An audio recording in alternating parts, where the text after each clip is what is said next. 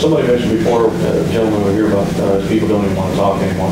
Or will we get less personal? I mean, I've got kids. When my kids have their friends over, they sit in the same room and text each other, sit in the same room with each other. And I see that kind of thing evolve, and they don't think it's any big deal. I'm like, it's crazy. Talk to them, they're right there. Well, we don't want anybody to stay here.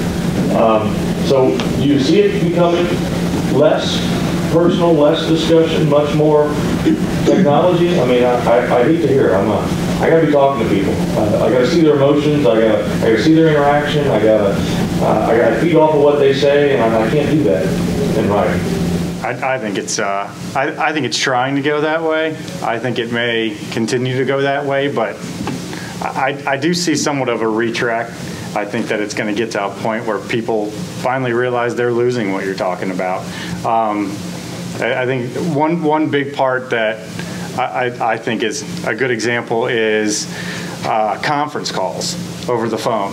I think a conference call on the phone is probably one of the least effective group meeting, I guess ways of having a meeting. But if you look at what they've done, and now they have like a video conference call. I think being able to see somebody's face, see them speaking, I think it does a lot more than a lot of people realize. I think if you went to a scientific view of it and you realize what things trigger in your brain when you're looking at somebody speaking to you, it's extremely important in how you take what they say, interpret it. And I think that's very important. I think that's lost with text messaging. Even, to get personal, even with my wife. She's 2 years younger than me, and we are worlds apart in the social media world, for example. She texts me, several times a day. I text her maybe once or twice, just pretty much when she texts me, I text her back. And then, she's huge into Facebook. I mean, I'm on it, but not like her. And there's things like that. She very rarely uses her phone to call people, and I use my phone constantly. And I just personally think when it comes to interaction, having that view of a person is very, very important. And I think in the business world, it translates to a better relationship. And I think that's what, I key on. If I had a supplier that I knew was going to come visit me and talk to me face to face and have phone call interaction versus one that said, oh, we're starting something new, we're only going to email, I would definitely lean towards the guy that's going to give me a little more personal interaction. I don't think it'll ever replace the relationship side to any dangerous level, to any level that would be uncomfortable. I think it's just going to be, for every couple of technologies, text maybe being one of them, that could reduce that interaction. There's 6 other that make it better. Like when you're here and your company's back there, now you have FaceTime, you have Skype, you have the ability to communicate on levels that weren't possible before. I mean, previous to cell phones, I mean, you went away. You got pay phones and maybe a hotel phone. And so I think a lot of that, it's actually going to help in as many ways as it could hurt. So there's nothing that's going to replace that. We've heard it. I mean, we have a tough time getting rid of paper catalogs. I don't think relationships are going, I know it sounds naive, but I just don't think it'll happen. I think some of that stuff is just a generation gap. Once you become, especially into the business world, the value of relationships skyrockets. My thought. Doug, it drives me nuts to go to a restaurant and see a table where there are 2 people texting each other across the table. I'm sorry, but it drives me nuts. And my concern was that we were raising a whole generation of kids that were no longer going to be able to communicate verbally with each other. Now, I have recognized that in some aspects, text messaging has become a very useful tool. Because if I've got an appointment with Greg and he's running 10 minutes late and he sends me a quick text message that says, I'm on my way, I'm going to run 10 minutes late, very helpful because I can get a quick message and he doesn't have to call me on the way and interrupt me. So I see some value there, but I personally don't think we can replace personal relationships. Sometimes you just have to pick up the phone and call. Until you start meeting people with text messages, that's when it'll go overboard. But you had to know somebody in the first place to send a text, which is the basis of the relationship. So when we start meeting people that way, that's when I'd hit the panic button. hey, would you like to be my friend? And they say yes. All hell is breaking loose. My kid's losing his phone, I promise you that. Well, the only thing I'll add on the email relationships is when you're emailing, and certain people write better than others with email, but there's always that chance for miscommunication. If you're not physically looking at somebody, you can't see their facial expressions. I've seen things go very, very badly when they weren't intended to, because it was an email and not a phone call or face-to-face. So I can't tell you how many times I've told people, pick up the phone and call this person. Don't send an email. Number one, you don't want it documented, but number two, you have to keep that communication. Randy, you had a question. We had an experience recently, and I'm wondering if anybody in the room has had a similar one, where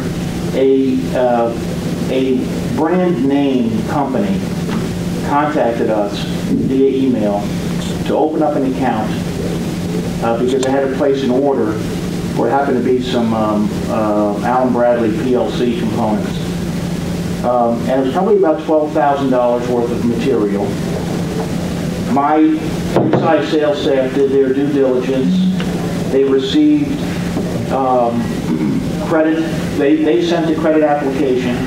They received the credit application signed, filled out, back. They received on this company's letterhead all of their trade references, bank accounts, phone numbers, everything. And it was only by a fluke that one of my inside guys got the feeling that something wasn't right. And I ended up calling this company, this brand name company, I won't mention who it is. It took me a half an hour to get through to the person that I needed to get to, only to confirm that his identity had been stolen by somebody else. Somebody else out there was representing themselves as this corporate purchasing manager. And we came this close to shipping about $12K worth of material to some address. And fortunately, we were able to pull out of it. And as a result, we put policies in place where you cannot have a completely impersonal relationship on a transaction of that style. You have to reach out with a phone call back to a root telephone number, not the number that's on the documents that these guys sent us, to verify that it's legitimate. And I just wonder if anybody else has experienced something like that, and if they have they come up with a better policy to prevent getting duped like that in the future? Anyone in the audience want to weigh in? I haven't personally, but I know of the exact same situation in a different industry. It was in the road construction industry with someone local in upstate New York. Excuse me.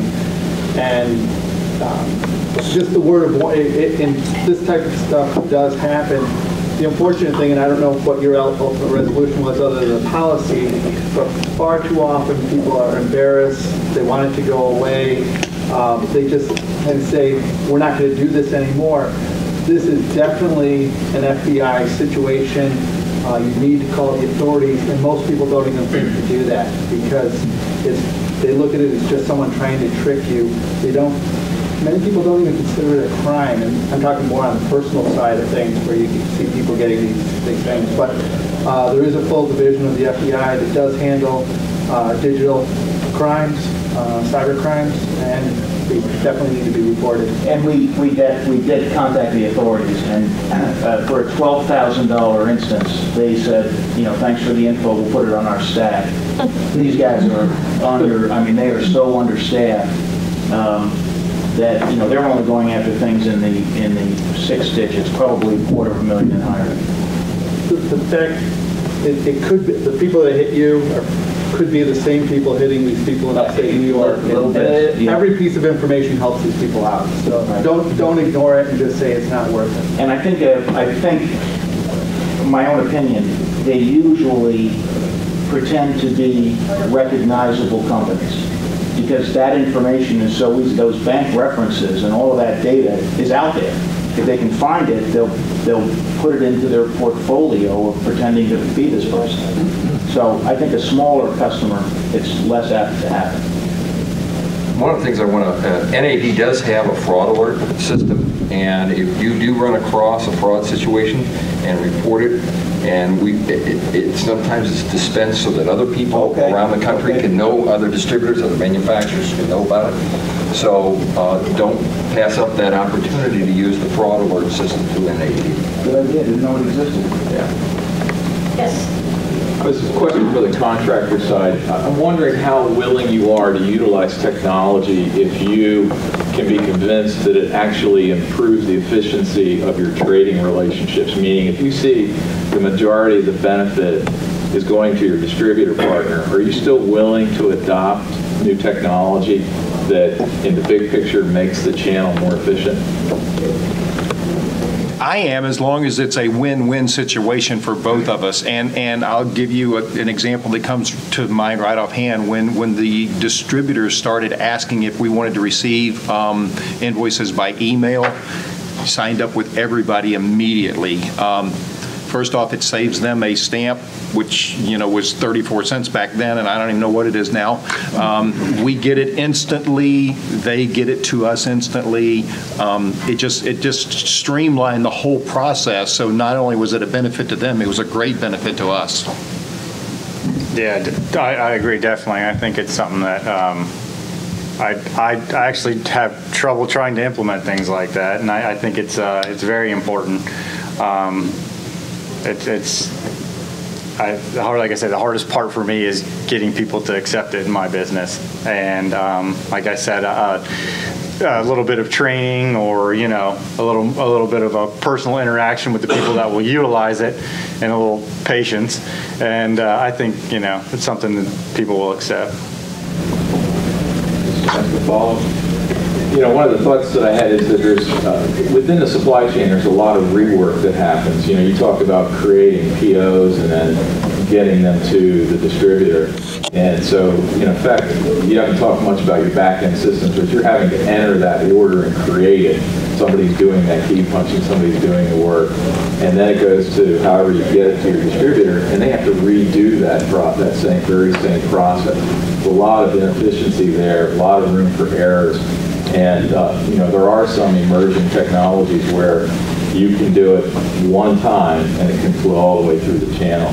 But there isn't exactly an immediate benefit to the buyer, the demand side, but there certainly is downstream to the distributor and then to the manufacturer. Yeah, that's understandable. Like I said, for the suppliers we utilize, the one that does have a substantial online ordering capability, I mean, it's very inefficient. It's very time consuming, and in that situation, I guess I'm not necessarily willing to help out my supplier and make it easier on them in the end if it's going to take a lot more time for me. And I guess as it evolves and suppliers, or maybe the ones just we utilize, update their websites, make it a little more efficient, then of course it's something I would move to. I'm definitely not against changing processes. I think change in my business, I've shown people in my business it's something that you got to do. You got to evolve. If there's something out there that's better, utilize it. And that's something we'd definitely be open to. But yeah, right now it's the most efficient process that I've created, and it may not be the best, but it's something that we've found that works for us with our suppliers.